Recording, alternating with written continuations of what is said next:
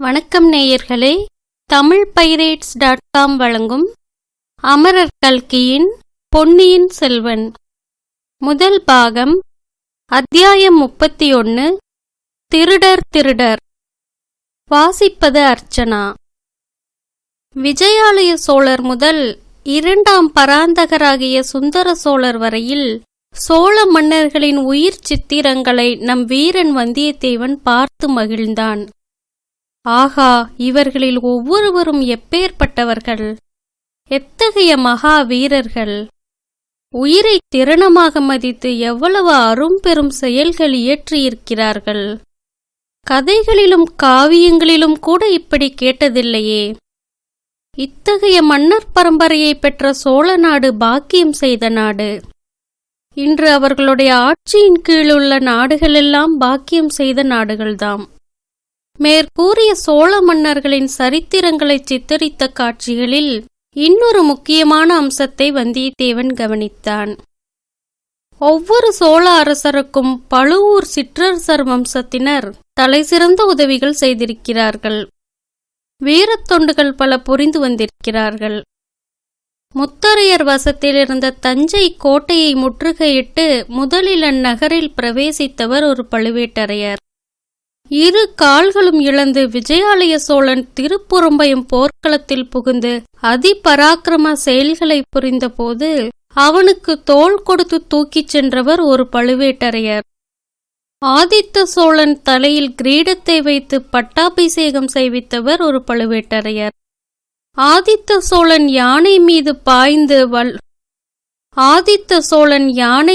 பாய்ந்து பல்லவ அபராஜிதவர்மனை கொன்றபோது ஆதித்தன் பாய்வதற்கு வசதியாக முதுகும் தோளும் கொடுத்தவர் ஒரு பழுவேட்டரையர். பராந்தக சக்கரவர்த்தி நடத்திய பல போர்களில் முன்னணியில் புலிக்கொடியை எடுத்துச் சென்றவர்கள் பழுவேட்டரையர்கள். ராஜாதித்யன் போர்க்களத்தில் காயம்பட்டு விழும்போது அவனை ஒரு பழுவேட்டரையர் தம் மடியின் மீது போட்டுக்கொண்டு ராஷ்டிரகூட படைகள் தோற்று ஓடுகின்றன என்ற செய்தியை தெரிவித்தார். அவ்விதமே அரிஞ்சயருக்கும் சுந்தர சோழருக்கும் வீரத்தொண்டுகள் புரிந்து உதவியவர்கள் பழுவேட்டரையர்கள்தான். இதையெல்லாம் சித்திர காட்சிகளில் பிரத்யட்சமாக பார்த்த வல்லவரையன் சொல்ல முடியாத வியப்பில் ஆழ்ந்தான். அண்ணன் தம்பிகளான பழுவேட்டரையர்கள் இன்று சோழ நாட்டில் இவ்வளவு ஆதிக்கம் வகிப்பதற்கு காரணமில்லாமற் போகவில்லை. சுந்தர சோழர் எது விஷயத்திற்கும் அவர்களுடைய யோசனையை கேட்டு நடப்பதிலும் வியப்பில்லை. ஆனால் தான் இப்போது பெரிய சங்கடத்தில் அகப்பட்டு கொண்டிருப்பது என்னமோ நிச்சயம். சின்ன பழுவேட்டரையருக்கு தன் பேரில் ஏதோ சந்தேகம் ஜனித்துவிட்டது. பெரியவர் வந்துவிட்டால் அந்த சந்தேகம் ஊர்ஜிதமாகிவிடும்.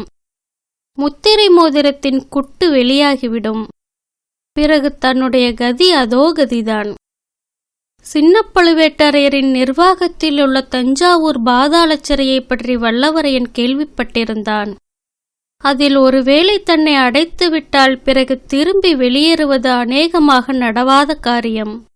அப்படியே வெளியேறினாலும் எலும்பும் தோளுமாய் அறிவை அடியோடு இழந்து வெறும் பித்துக்குழியாகத்தான் வெளியேற முடியும்.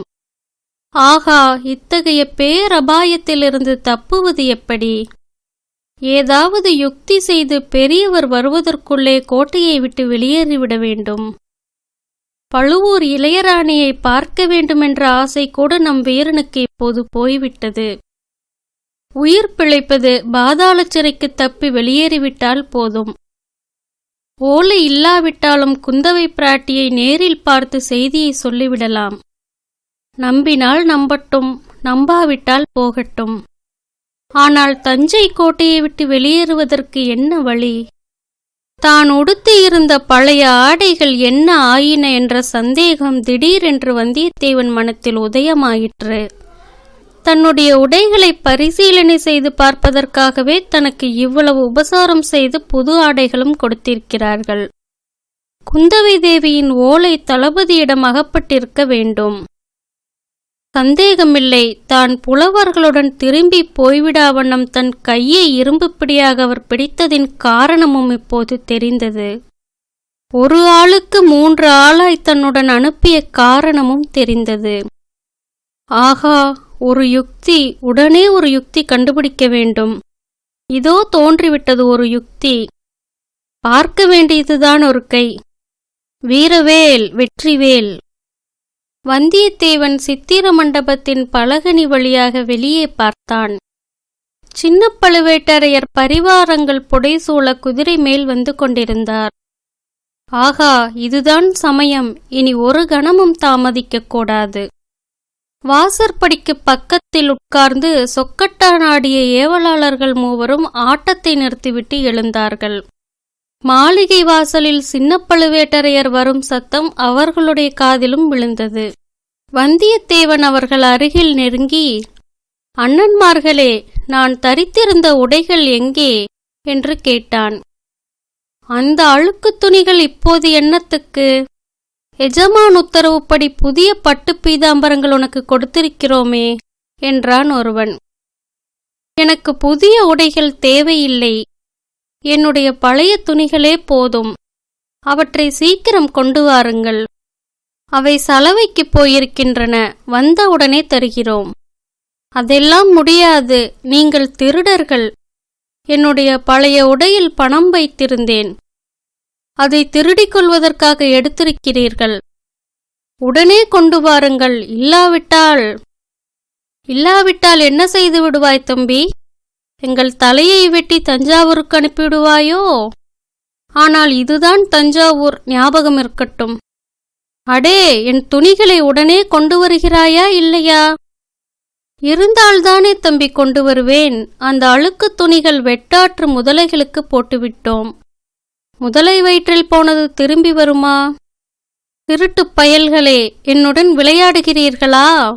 இதோ உங்கள் எஜமானரிடம் சென்று சொல்கிறேன் பாருங்கள் என்ற வந்தியத்தேவன் வாசற்படியை தாண்டத் தொடங்கினான். மூவரில் ஒருவன் அவனை தடுப்பதற்காக நெருங்கினான். வந்தியத்தேவன் அவனுடைய மூக்கை நோக்கி பலமாக ஒரு குத்து விட்டான். அவ்வளவுதான். அந்த ஆள் மல்லாந்து கீழே விழுந்தான். அவன் மூக்கிலிருந்து ரத்தம் சொட்டத் தொடங்கியது. இன்னொருவன் வந்தியத்தேவனுடன் மல்யுத்தம் செய்ய வருகிறவனைப் போல் 2 கைகளையும் முன்னால் நீட்டிக்கொண்டு வந்தான். நீட்டிய கைகளை வந்தியத்தேவன் பற்றிக் கொண்டு தன் கால்களில் ஒன்றை எதிராளியின் கால்களின் மத்தியில் விட்டு ஒரு முறுக்கு முறுக்கினான். அவ்வளவுதான். அந்த மனிதன் அம்மாடி என்று அலறிக்கொண்டு கீழே உட்கார்ந்து விட்டான். இதற்குள் 3வது ஆளும் நெருங்கி வரவே வந்தியத்தேவன் தன் கால்களை எடுத்துக்கொண்டு ஒரு காலால் எதிரியின் முழங்கால் மூட்டை பார்த்து ஒரு உதை விட்டான். அவனும் அலறிக்கொண்டு கீழே விழுந்தான். 3 பேரும் சட்புட்டென்று எழுந்து மறுபடியும் வந்தியத்தேவனை தாக்குவதற்கு வளைத்து கொண்டு வந்தார்கள். வெகு ஜாக்கிரதையாகவே வந்தார்கள். இதற்குள் மாளிகை வாசலில் குதிரை வந்து நின்ற சத்தம் கேட்டது.